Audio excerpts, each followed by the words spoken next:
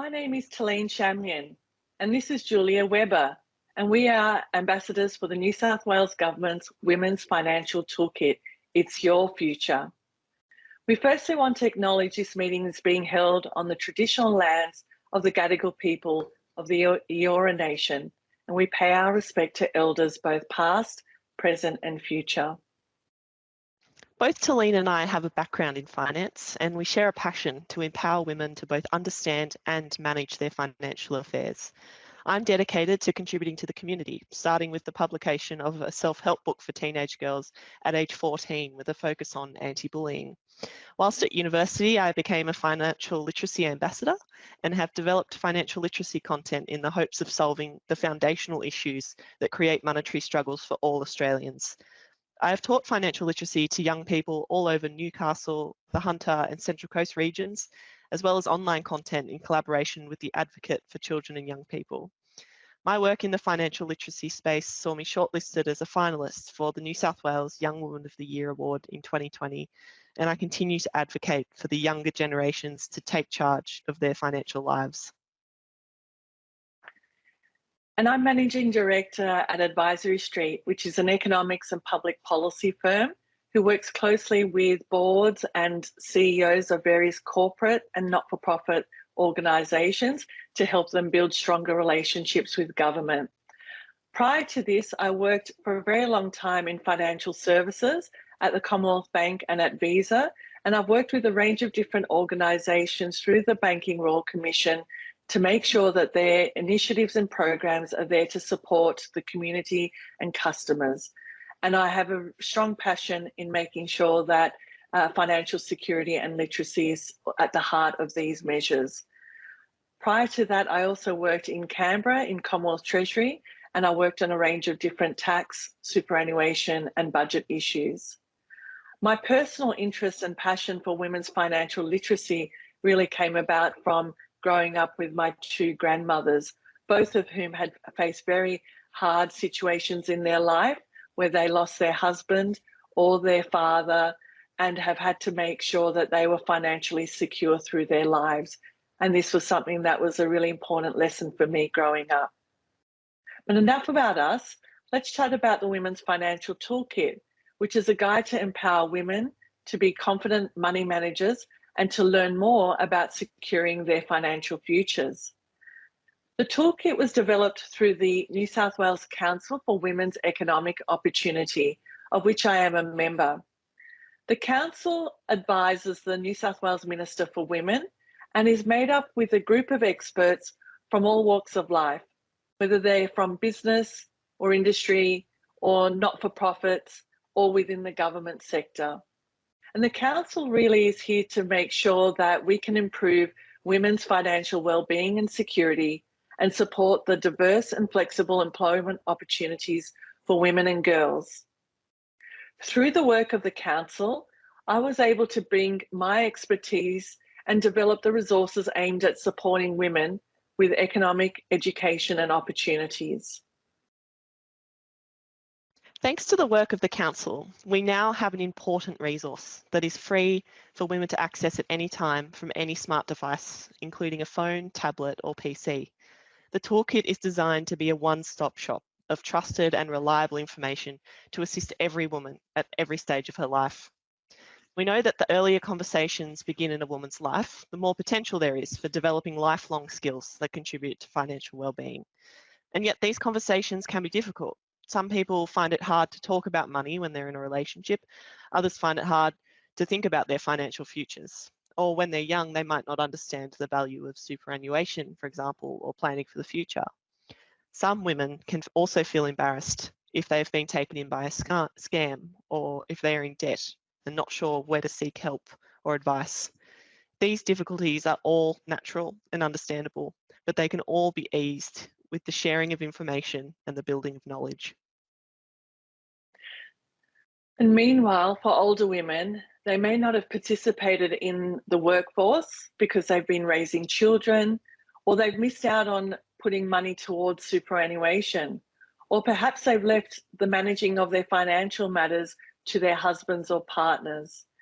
So the toolkit really is designed to help empower women of all ages backgrounds, and circumstances, whether you're young or old, whether you live in the city or the regions, whether you speak English as your main language or it's not your first language, whether you're rich or poor.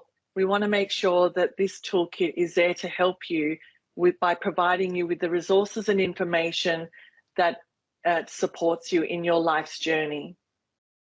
The toolkit is accessible for all and includes a free national translating service in over 150 languages.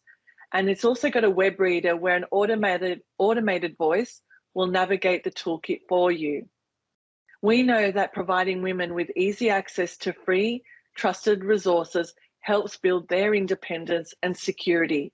Talene, I thought we could talk today about some of the issues and matters the Women's Financial Toolkit can assist with for women of all ages. The toolkit has been divided into three main categories to help women navigate around easily.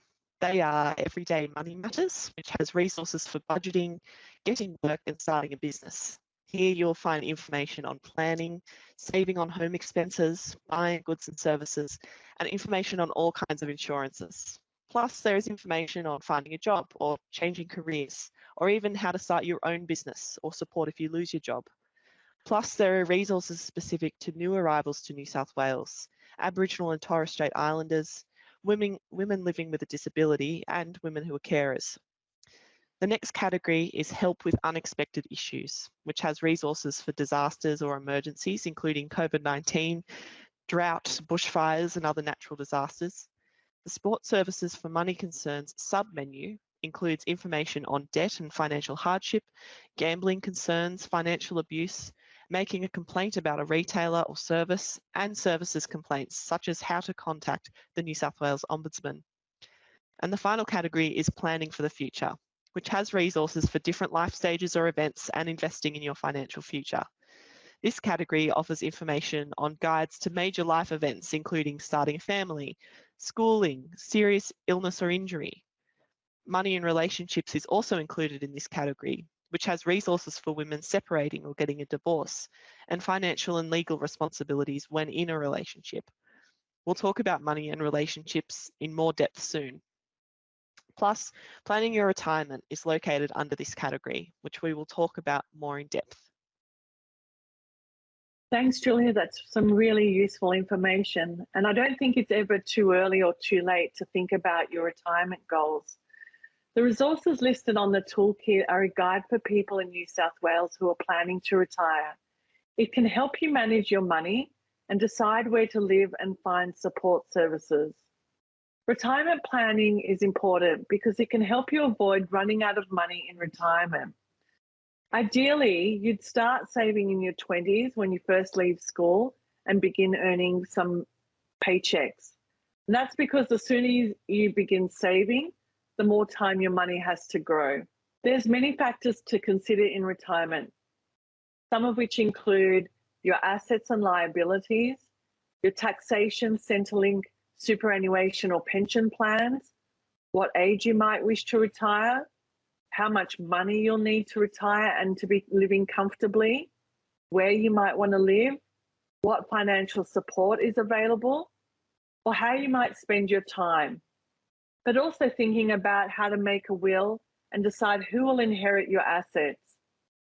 The Women's Financial Toolkit resources includes the New South Wales Government's Guide to Planning Your Retirement. There's also a guide to decision making when someone dies, which can be such a sad and stressful time, trying to navigate through each day and what you need to do. The guides help you with wills, planning a funeral or memorial service, financial support, the death certificate, and cancelling or transferring services.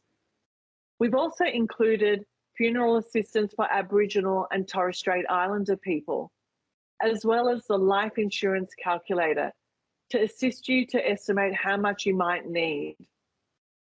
Retirement should be a time to be free of financial stress. Most of us dream about the day when we'll finally stop working and do the things we've never had time for. But it's really important that you plan for your retirement, and we encourage you to explore this in further depth and think about planning for your retirement. So under the money and relationships section, There's also the Australian Government's Financial Information Service, which is a free service that can inform and educate you about financial matters. With this information, you're better able to increase your confidence with financial matters like investment, salary, sacrifice, and superannuation.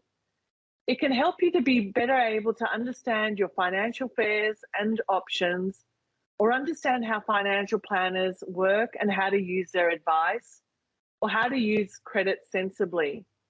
And really importantly, could also help you with saving and planning for the future through investing or planning for your retirement, as well as in situations where you might need to move into aged care. The information on here can explain the risk of certain products, the roles of financial professionals, the benefit of reducing your debt, and how to increase your overall retirement income. Absolutely right, Helene, and all incredibly important areas and topics to consider. I hope that younger women will also take advantage of the opportunity to plan their future and see the amazing benefits it can have. In fact, let's talk for a moment about young women and money. Young women may want to check out Money Smart's Relationships and Money resource. As the resource states, the earlier the conversations begin in a woman's life, the more potential there is for developing lifelong skills that contribute to financial well-being. And yet these conversations can be difficult. Some people find it hard to talk about money when they're in a relationship. Some people find it hard to think about their financial future. And some people may feel embarrassed if they've been taken in by a scam or if they're in debt.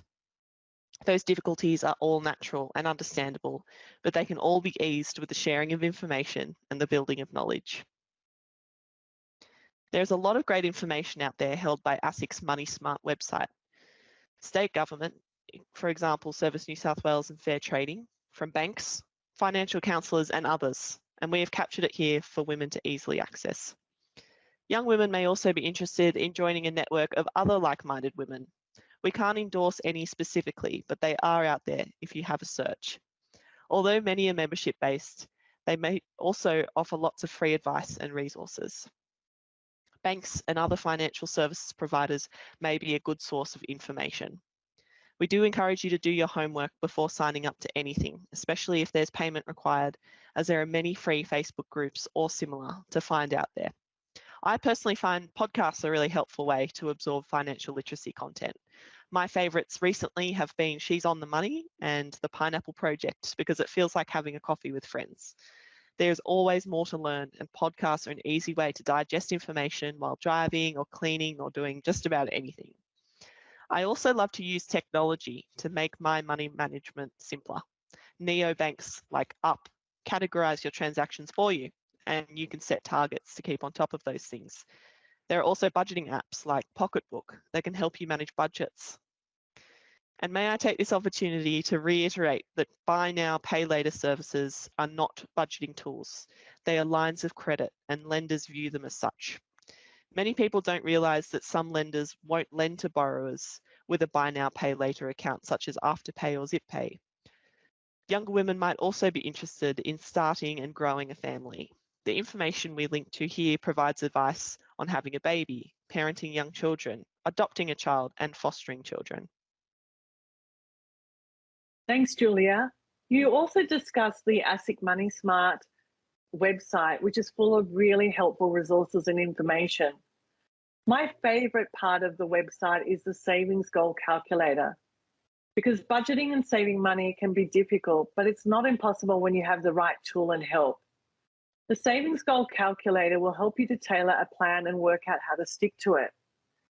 One of the most popular tools on the Women's Financial website is the ServiceNow Cost of Living Savings Finder, which aims to help you find New South Wales government rebates and savings that are relevant to you.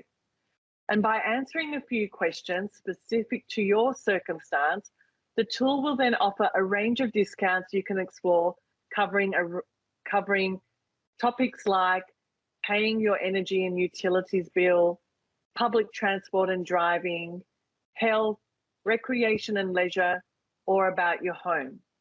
For example, when I completed the questions, it offered me 28 potential savings I could be eligible for. So I'd encourage all of you today to visit the Everyday Money Matters section on the Women's Financial Toolkit and see what discounts are calculated for you. Well, I think that's all we have time for, Julia. Thank you so much for joining me today to talk about the Women's Financial Toolkit. On a final note, we encourage you to please share the Women's Financial Toolkit with your family and friends and spread the word. You only need to look at one aspect of your financial circumstances and look at the resources within the toolkit, and hopefully it sets you up for success. This is really important because a gender equal society needs empowered women and girls to take control of their lives, make their own decisions, and succeed in their own chosen pursuits. We believe that one of the ways that women can feel empowered is to take control of their financial life. Thanks so much for joining us today, and we hope you enjoyed the session.